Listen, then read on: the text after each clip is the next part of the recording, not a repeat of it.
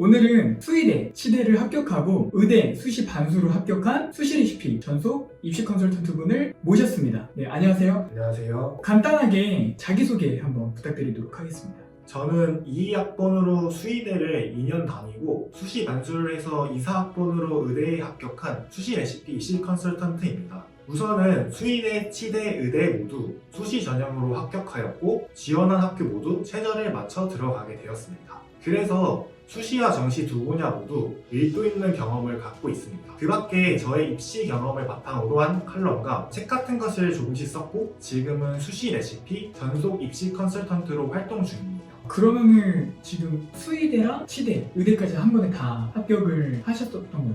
네, 그렇습니다. 22학번으로 처음 합격했었던 게 이제 수의대 합격을 하셨었던 건가요? 네, 처음에는 수의대를 교과 전형으로 합격을 했었고 2년 정도 다니다가 무유역 반수를 통해서 의대와 치대를 최저 있는 확종 전형으로 합격하게 되었습니다. 그러면은 현역 때는 6장 카드를 어떻게 쓰셨나요? 현역 때는 아무래도 공격적으로 상역 카드를 썼어가지고 네. 윤석열 의대를 위주로 주로 썼었습니다. 썼던 것 중에 하나가 수의대가 있을 거예요.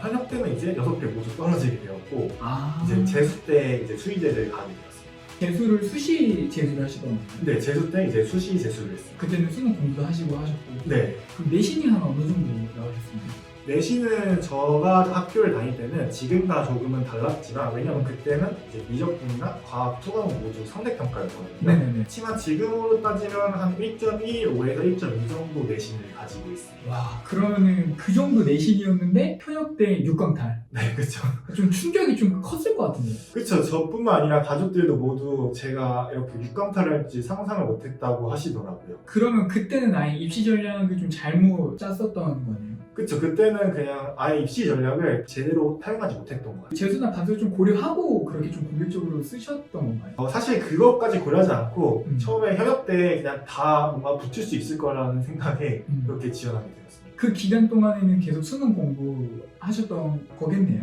준비할 게 없으니까. 그렇죠. 그 기간 동안 수능 위주로 공부를 했어요. 그 멘탈 관리가 진짜 중요했겠네요. 멘탈 관리가 되게 중요한 것 같아요. 알겠습니다. 그러면 일단 현역 때는 그랬고 네. 그럼 재수 때는 어떻게 쓰셨죠? 저는 처음에 교과 전형이 모의고사가 되게 잘 나온 편이었어가지고 거의 6, 9회 모의고사 다 5, 1등급이었거든요. 네. 그래서 의대를 5장 쓰고 수의대를 그냥 안전빵으로 한 군데 썼는데 이제 수능 때 성적이 생각보다 안 나오게 되어가지고 그때는 수능이 어떻게 나오셨어요? 그때가 이제 2수능이었거든요. 네네. 진짜 극한의 불수능이었어가지고 그쵸. 내가 너무 멘탈이 털려가지고 처음 국어를 보고. 네네. 아, 그래서 좀 더 수능 때 영향이 있지 않았을까. 역시 멘탈이 어떤 상황에서는 멘탈이 중요한 거 같아요. 네, 제가 항상 그래서 강조를 하는 게 멘탈 관리인 것 같아요. 그러면 그때는 수능 최저를 못 맞췄던 건가요? 의대는 최저를 맞추지 못했고 네. 수의대를 맞춰가지고 수의대를 가게 된 거죠. 그러면은 어떻게 보면 삼수를 하신 거네요. 3수 때 이제 수의대를 다니다가 2년 다니는 동안 첫 번째 해에 그냥 휴학 반수를 조금 했었습니다. 네. 근데 그때는 이제 결과가 별로 좋지 않아가지고 2학년 때 다시 무휴학 반수로 수능을 제대로 공부해보고 한번 제대로 넣어보자. 대학을 다니면서? 네, 대학을 다니면서.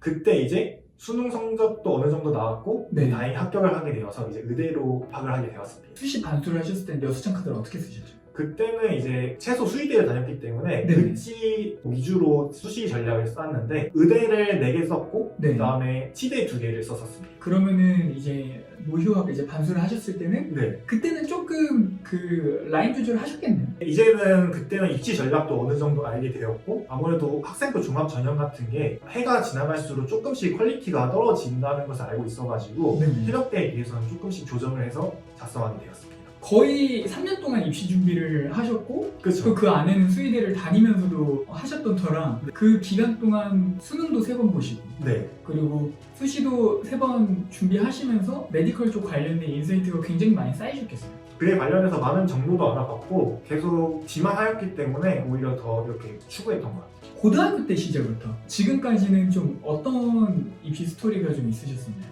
학창 시절부터 방향성을 제대로 못 잡았던 것 같아요. 방향성을 저는 되게 중시로 여겼거든요. 그 당시에는 주어진 환경에서는 최선을 다하려고 노력했고 다행히 어느 정도 결과는 괜찮았습니다. 내신 측면에서나 뭐 학생부 측면에서 보여지는 결과는 괜찮았다. 네, 보여지는 결과는 괜찮은데 하지만 여러 가지 공부 방법에서나 생활 기록부 채우는 것에 있어서 너무 추상적인 목표를 추구했었고 제대로 계획이나 방향성을 잡지 못했던 것 같아요. 만약에 학창 시절로 돌아간다면 더 잘했을 거라는 후회를 가지고 아직도 있어요. 그래서 지금은 어떤 일을 하든 최대한 방향성과 효율성을 중시해서 했던 것 같아요. 누구나 열심히 하지만 이 두 가지가 입시에서는 크게 작용하는 것 같아요. 더 다른 요소보다. 그 다음으로 처음부터 의대가 꿈이었는데 입시를 좀 못했어가지고 모의고사가 잘 나왔음에도 불구하고 수시를 완전 상향 지원하거나 그런 잘못된 입시 전략을 통해서 결국에는 돌고 돌아 조금 의대에 가는 시간이 오래 걸리게 되었습니다. 만약 제가 이런 거를 더 잘 미리 알았다면은 네네. 훨씬 더 괜찮은 결과가 나오지 않았을까 싶기도 하고 더 빨리 이런